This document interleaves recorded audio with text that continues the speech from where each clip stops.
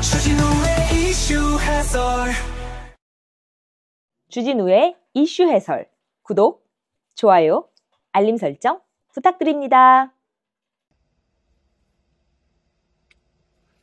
안녕하세요. 주진우 의원입니다.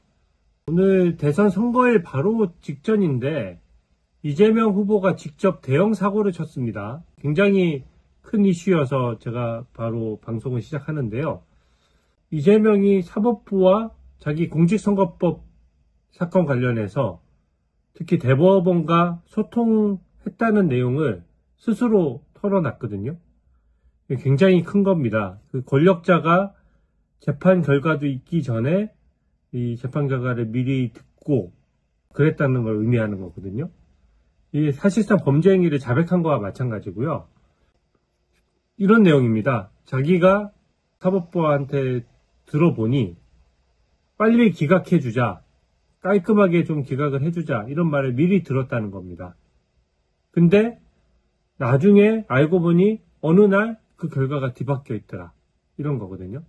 아시다시피 이재명 후보의 그 백현동 옹벽 아파트 관련해서 그 거짓으로 해명한 부분이 있지 않습니까?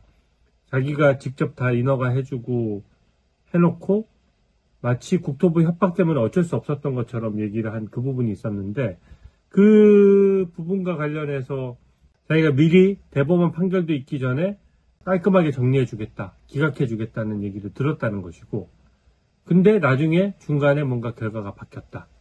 그러니까 이재명 후보가 김어준 유튜브 쇼에 나와가지고 이 얘기를 했던 거는 유튜브 방송에서 이제 본인 딴에 자기한테 유리하자고 얘기한 얘기예요. 원래는 당연히 무죄인 줄 알고 있었는데 무죄날 사안인데 어느 날 바뀐 것 보니까 뭐 모종의 그 잘못된 사법 세력이 있어서 이거를 유죄로 바꾼 거 아니냐 뭐 이런 프레임을 뒤집어 씌우려고 한 것이죠.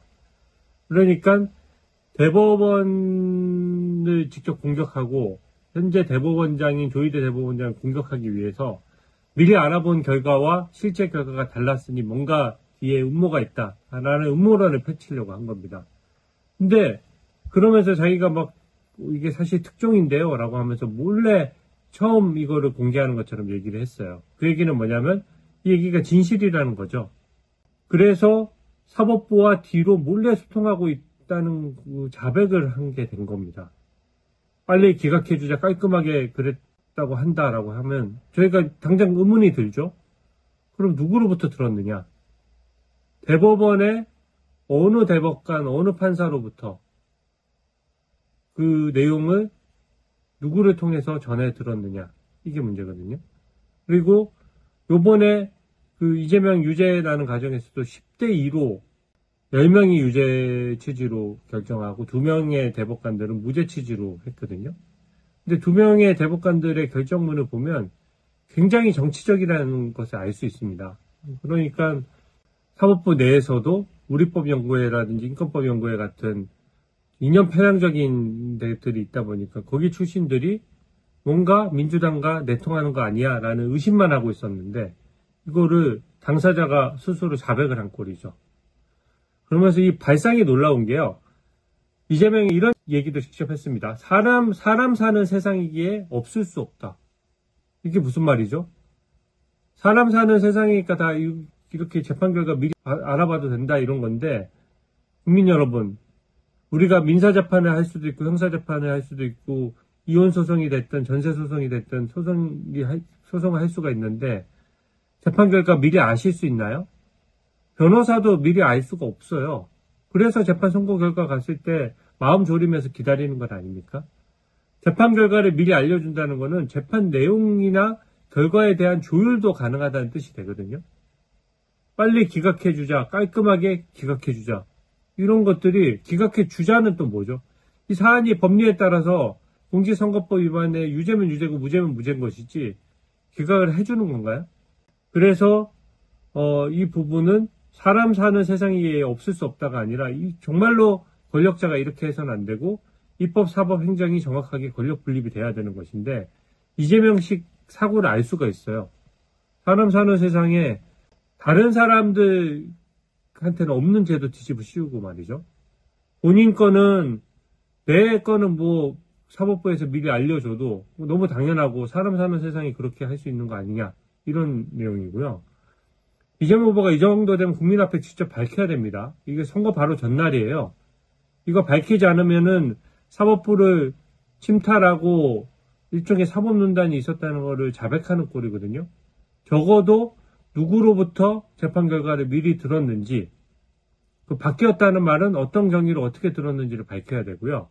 이게 또 어떻게 연결되냐면 탄핵 재판 때도 제가 참 이상하다고 생각했어요. 선고기일을 안 잡고 계속 버티잖아요. 문영배 재판소장이 선고기일을 안 잡고 계속 미뤘단 말이에요. 그러면서 본인이 뭔가 조율을 통해서 만장일치를 이끌어낸 것처럼 얘기를 했는데, 그럼 탄핵 재판 결과도 헌법재판소에서 미리 알려주고 민주당한테 미리 조율했느냐, 이런 문제도 생기고요. 그러면 거대 민주당은 사실상 입법 권력을 독점하고 있는데 재판마다 그럼 사법부 관계자와 소통하고 있는 거냐, 중요 재판마다. 그리고 이번에 대법관에 100명 늘리겠다라고 했다가 그 비판이 너무 거세니까 대법관에 30명 늘리는 정도의 법안만 남겨놨는데, 이 30명도 엄청나게 많은 숫자거든요. 14명의 지금 대법관이 있는데 16명을 더 뽑겠다는 얘기예요. 그럼 차기 대통령이 16명을 더 뽑게 되면 차기 대통령 입맛대로 대법원 판결이 되는 겁니다. 대법원 판결은 3분의 2도 아니고 무조건 과반수거든요. 그러면 차기 대통령이 16명을 자기 입맛대로 뽑아버리면 이 사법부의 결정을 어떻게 믿습니까? 어떻게 객관성이 있습니까? 이게 그러면 이재명 후보가 얘기해온 사법부와 현재 내통하고 있는 그 판사들 혹은 그 관계자들 대법관 만들어주겠다고 증언하는 거 아니냐, 이런 질문에 바로 봉착을 하는 것이죠. 이건 대한민국 사법체계의 신뢰 문제고요. 이재명 후보가 명백히 밝혀야 된다고 생각합니다. 그리고 오늘 전날인데 속보가 쏟아지고 있어요. 하나만 더 말씀드리면 셀프 사면 법안도 기어이 통과하겠다라고 이제 보도가 났습니다. 이제 대선 직후에 본회의를 열겠다라고 해요. 그래서 두 가지 법안인데, 허위사실 공표죄에서 행위를 빼는 부분, 사실상 허위사실 공표죄를 폐지하는 부분이거든요. 이런 경우는 아마 세계사에도 유례가 없을 겁니다. 자기 범죄를 없애기 위해 가지고 그냥 처벌규정, 멀쩡한 처벌규정, 국민에게 꼭 필요한 처벌규정 없애버리는 거예요. 이렇게 되면 거짓말 잘할수록 유리해지는 거죠. 백현동 옹벽 아파트 자기가 실컷 인허가 해줘놓고 잘못됐으면은 왜 이걸 인허가 해줄 수밖에 없었는지 국민 앞에 설명해야 되는데, 그런 설명을 하지 않고 내가 한 거 아닌데 라고 얘기해도 이제 거짓말해도 아무런 처벌할 수가 없는 거예요. 더 어이가 없는 것이 민주당 이번에 허위사실 공표로 많이 고발했습니다. 이 법안이 진짜 없어져야 되는 법안이면 본인들은 왜 고발합니까? 그렇잖아요. 허위사실 공표죄 행위와 관련된 거는 처벌규정 없애자는 게 지금 민주당 주장이고, 그게 선거제도의 취지에 맞는다라고 하면 본인들은 왜 고발합니까? 그래놓고 선거 때는 막 고발해놓고 선거 끝나고 나면은 이재명 후보 유죄 취지로 지금 파기환송돼 있으니까 그 재판을 없애기 위해서 면소 판결을 받기 위해서 아예 처벌규정을 없앤다? 이런 무도한 발상을 어떻게 할 수 있는지 저는 도저히 이해가 안 되고요. 이재명 재판 중지법도 기어이 강행 처리하겠다라고 합니다. 이게 유죄 취지로 확정이 돼버리면 대통령에 당선돼도 대통령직을 잃게 되거든요. 저는 이게 진짜 대한민국 역사의 오점으로 남을 것이기 때문에 저희는 내일 본투표에 정말로 결집해서 국민들이 이것을 꼭 막아내야 된다고 생각합니다.